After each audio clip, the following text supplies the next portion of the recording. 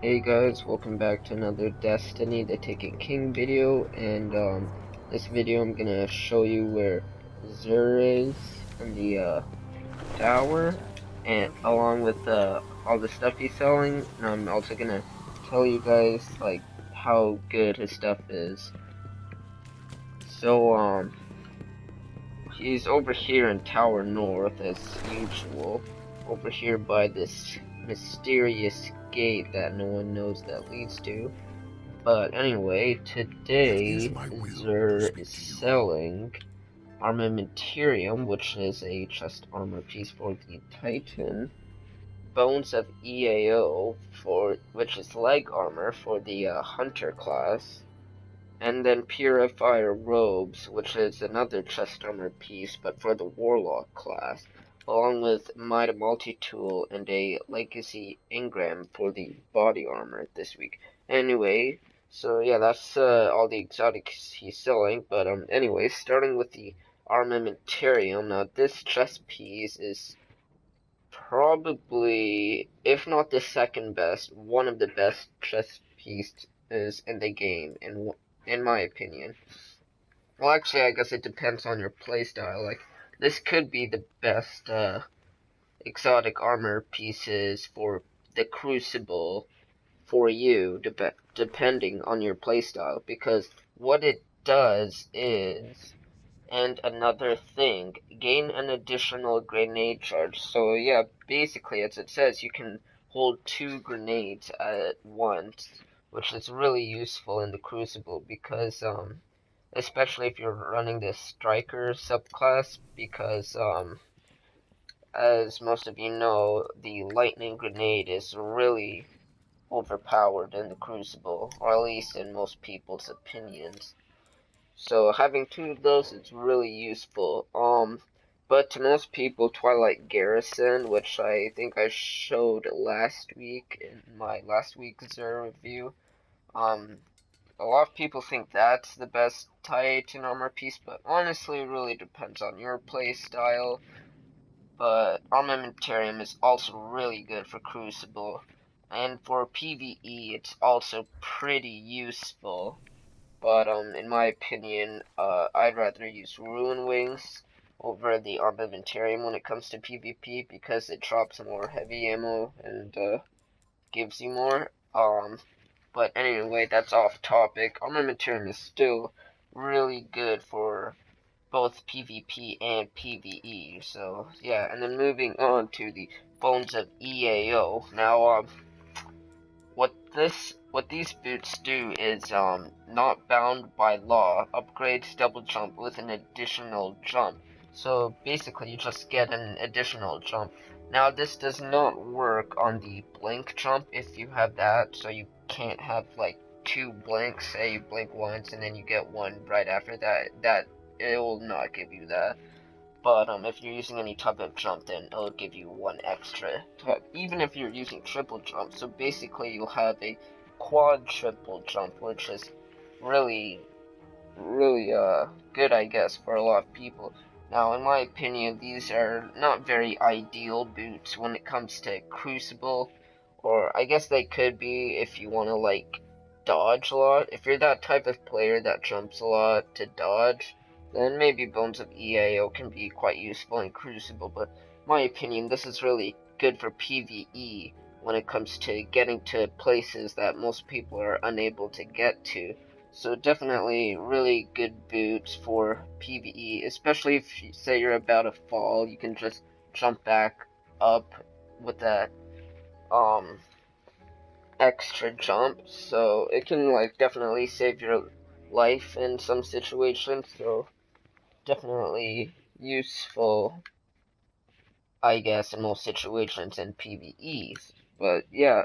Oh, and also these particular Bones of EAO boots come with Intellect and Discipline. Intellect reduces the cooldown of your super, Discipline reduces the cooldown of your grenade, and Strength reduces the cooldown of your melee abilities. So, yeah, Intellect and Discipline are usually ideal stats to have. As you can see, I like to focus a lot on Intellect in discipline because I really like to get my Fist of Havoc and grenades really fast. So yeah, but if you don't like discipline and intellect, or you just have too much of both, and you want strength, say for example, you can always use Twist Fate using armor materials, glimmer, and glass needles especially, which you can get by purchasing them down here with some strange coins, motes of light, and an exotic shard. As well as Armamentarium, if you don't want to have just discipline, you can also use Twist Fate on that. So, yeah. Anyway, moving on to the Purifier robes. Now, this particular chest piece, or this particular Purifier robes chest piece, has intellect and strength, and which can be quite useful. Usually, when you have an armor piece with intellect, it'll be really useful because, you know, a lot of people just want to focus on getting their supers really fast. Um, Also, if you're a warlock, I'd also focus on strength because honestly, let's be honest, warlocks have the most OP melees in the game, so strength, I will not disagree with you if you want to focus on that as a warlock. But anyway, its exotic perk, Burn Brighter, activating radiance from death, disorients nearby enemies. So if you have any enemies on top of you while you're dead and you activate Radiance, it'll basically just blind them for a short amount of time and you can kill them quickly. So this can be quite useful for Trials of Osiris in my opinion. Like say you just died and you have some people guarding your body, you can activate your self-res and then it'll blind them and then you can like take them all out even if there's 3 people, you probably be able to compete against all of them. So definitely really good chess piece in my opinion when it comes to Crucible.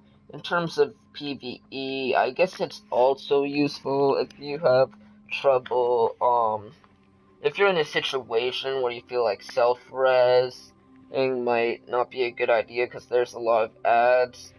But if you have this chess piece, then it can help you a lot because it'll blind those ads, and then you'll either be able to get away in time or kill those ads. So also pretty useful in PvE in certain situations, maybe for the raid especially.